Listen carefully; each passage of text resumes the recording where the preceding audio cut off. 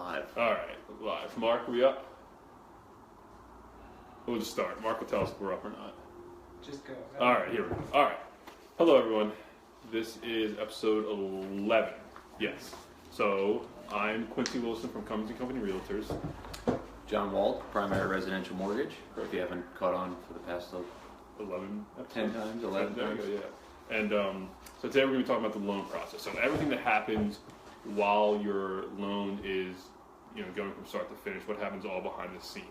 So John's going to be doing a lot of the talking today. I'll be asking questions, but it should be some good information. I think today will be a lot of information that people always wonder, but don't really know. So we'll try and shed some light on that. So, Mark, do you know if we're live yet? You are. Okay, good. All right, so here's the first question, John. Yep. What is the loan officer? The loan officer is usually the first point of contact, but what is the role of the loan officer throughout the Yep. process and transaction? So the loan officer's role is to make sure that the borrower qualifies. So what they're going to do is go ahead and look at their credit, what's called loan-to-value ratio, which is basically how much money the borrower is putting down versus the house's purchase price. And then the most important job is to calculate income and count it against what's called debt-to-total income ratio. Right. They're also going to fit to make sure that they're getting into a loan program that is desirable and what they want to, as a client, what they want to get into. A licensed loan officer is somebody that's either licensed by the state or federally, and you have to take a license, you have to take continuing education, you need to renew that every single year. There's a site where you could look up licensed loan officers if you think you're not talking to somebody licensed. Let's hope you are. That should be pretty easy to figure out. Yeah. And I think, I don't know, at some point we put up, it was in your little booklet, the graph, so we'll try and put that up again. So and there's a short little video that I created, which is, it's 2 minutes long. It's an animated video which goes over what we as a loan officer look at. And again, we're there to structure the loan to best fit your needs. And, when you sit down with a loan officer, you want to have an idea of what you're going to qualify for. Right. The toughest question for me as a loan officer is when somebody sits down with me and says, what's the max I could qualify for? Well, the max that you could qualify for is what you're going to be comfortable for as a monthly payment. That's a much better question. What am I comfortable with, and what's the max? All right. So, also another important person is a processor during the loan transaction. What's a processor? What's their job? What do they do? Yep. Yeah. So, as a loan officer, I'm not the only one involved in your transaction. There's a lot of people involved in your transaction. One of the crucial members of the transaction is your loan processor. Your loan processor works with me and the underwriter. They're kind of a liaison between me as a loan officer and the underwriter. They work with me to help gather conditions. They work with the underwriter to make sure that all the conditions are in and that everything meets the needs of the loan and everybody qualifies. So the loan processor's role is absolutely crucial, and in my case, my processors communicate with the client throughout the entire transaction along with me on what's potentially missing, such as, hey, we need an updated bank statement, or we need a clearer copy of your driver's license, or you need to verify this large deposit. So that's their role in the transaction, and it's absolutely critical, throughout the transaction. And you guys employ a decent amount of processors, and you guys do a decent amount of business too. Yep. I mean, it takes a lot of processors to do the loans. So. It does. It does. And then our favorite people, underwriters. What are underwriters? What is their job? Yep. What effect do they or can they have on the transaction? So the best way to describe an underwriter is the person with our checkbook. So what they're doing is, if you're borrowing $400,000 from us, what they're doing is to making sure that your income is what it says it is. They're making sure the guidelines are met. If you're doing an FHA, a VA, a CDA, a conventional loan, they want to make sure that all the guidelines that are required in order to fit you into that mortgage are met. So their job is basically to verify every document, verify the income that I'm using is accurate, and they're the final stamp on the loan. So when they said it's good, it's usually what you get is called a clear to close. And the clear to close means that we've checked off all boxes, you meet the guidelines, your income is correct, and we're ready to get you rocking and rolling, and we're done. But they're not an evil witch behind the curtain They're real people. You know, luckily with our company, our underwriters are accessible. Mm-hmm. Actually, right before this meeting, I had a phone call with an underwriter on a loan that I'm trying to work out. You know, they're here to make sure the transaction happens. That's the most important thing that you have to understand. They're not there to prevent the transaction. They're here to make sure the transaction happens and you get into a home, but they just want to make sure that all the guidelines are met. Unfortunately, over the years, guidelines change. I mean, moment by moment. It's not the easiest thing, and some guidelines just don't make sense, you know, for the common loan. Right. Yeah. But their job is to make sure that everything works out. And I'm very proud to say that we have incredible underwriters, you know, in my company. We have 11 full-time underwriters that I have access to at all times, even before, if I'm doing a pre-approval letter, I reach out to them if it's a unique situation. I was going to say, I think another important role is, as you're getting somebody started, if you have questions, if it's a, you know, maybe a rarely used loan program or something, to ask them ahead of time, and just start the ball rolling. They can vet out a lot of questions, a lot of issues before you get started, so stuff would fall apart the last hour there. Absolutely. So, if you ever meet an underwriter, just give them a hug. They take a lot of grief. Yes. They do get a lot of grief, and you will not hear from the underwriter. That's another thing that, you know, in some cases you may get a phone call from the underwriter. It is very rare.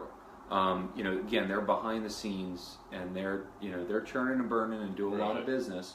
And making sure everything's met correctly. But you will rarely hear from the underwriter. You're going to hear from me, my assistant, or a loan officer assistant, and a processor through the transaction. So switching gears, so those are basically all the people involved, right? All the jobs involved. So let's talk about what are some common mistakes that borrowers make that can kind of either make the process just harder or even derail the process. Yep. I mean, that's well. I know there are a lot, but what are some of the common ones? I'll say I wish this podcast went up about 3 weeks ago. Yeah. This week alone has been a trying week for me at my current files, in the sense that, you know, just recently I had a borrower quit her job. She's supposed to be going to closing yesterday. Right. Actually, she was supposed to close yesterday, but she put her 2 weeks notice in and she quit her job. Well, that's number one.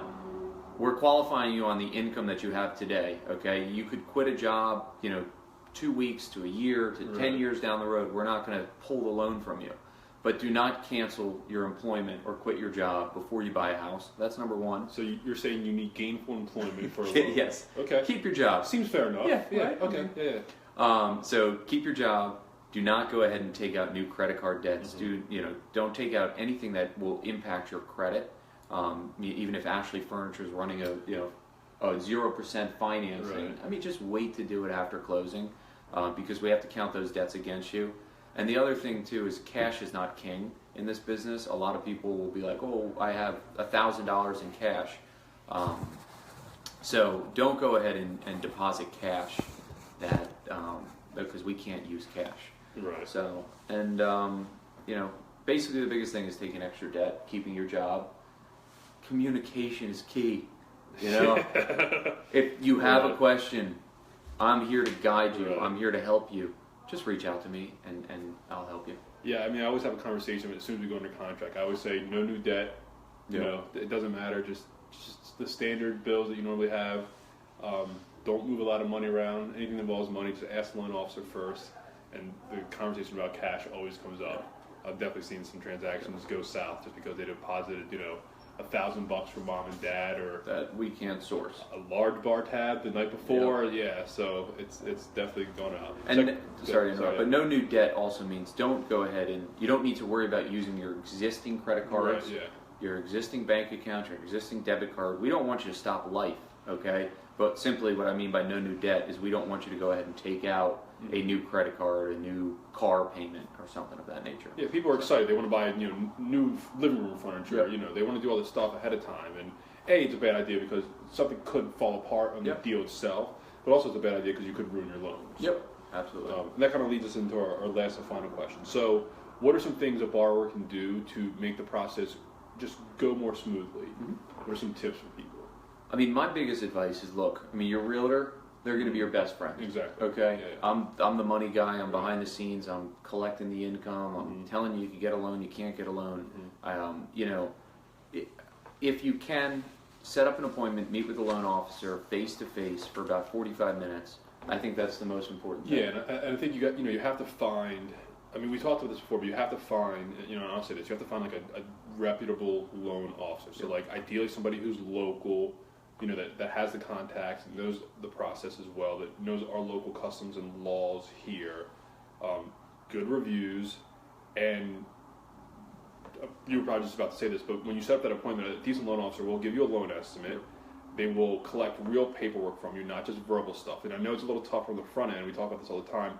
However, when you collect all the paperwork on the front end, halfway through your loan's going to be going strong, as opposed to finding out, your income is slightly less than we thought, and things like this, and then it all falls apart. So a good old loan officer, I think, does a lot more work on the front end, so things are easier on the back end, and vice versa. Yeah, I mean, we pre-scrub everything. Right. And, the only thing I could ask for you as a borrower and to make your life easier, because you've got 4,000 other things to worry about than just making sure the loan goes through.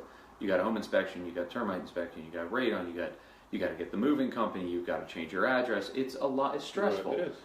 The loan shouldn't be stressful. So prepare yourself, get organized before you meet with the loan officer. Reach out to the loan officer, ask him for the documents, meet with the loan officer, get everything buttoned up, and then, like you said, take care of the big weight off your shoulder ahead of time and make sure you're qualified, and then just go out there. Right. And then the fun really begins. Exactly, So. yeah. I think also, just to wrap it up, just stay calm. You understand you're borrowing money. Yep. So people are going to ask some questions. People are going to vet you that you can pay that loan back. And it's just common sense. And like you said before, I think communication too is key. So. Yeah. And if you got questions, I mean, honestly, if you got money coming in, you got this coming in, the best thing to do is honestly just sit down, even if you're 7 months, a year out from buying a house. That's the best time to meet with somebody, because then you just check that off the box. You feel comfortable, you feel confident, and one last thing is, again, working with local. Real estate's local, lending is local. I got to say, a few times I've had contracts get accepted just because they're working with me and a local real estate agent. And, the reputation is a very, very big thing. And most decent agents will, before accepting an offer on a listing, I know I do, I call the loan officer, and I vet the loan officer. And I vet the loan officer as much as I'm vetting the contract or the buyer. Yeah. If I have no idea who the loan officer is, either not accepting or I'm nervous. Yeah, so. Absolutely.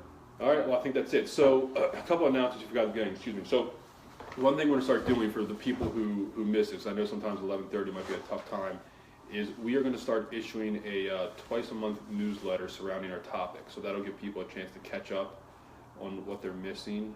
And again, as usual, make sure you like the page. There's the real estate page, as well as the podcast page, and then sign up for notifications and sign up for the audio feed. And since this was about the pre-approval letter, we'll also post that video that we referenced earlier, which is that 2-minute YouTube video, and it's an animation. It's not me standing up here. Again, right? Yeah. So.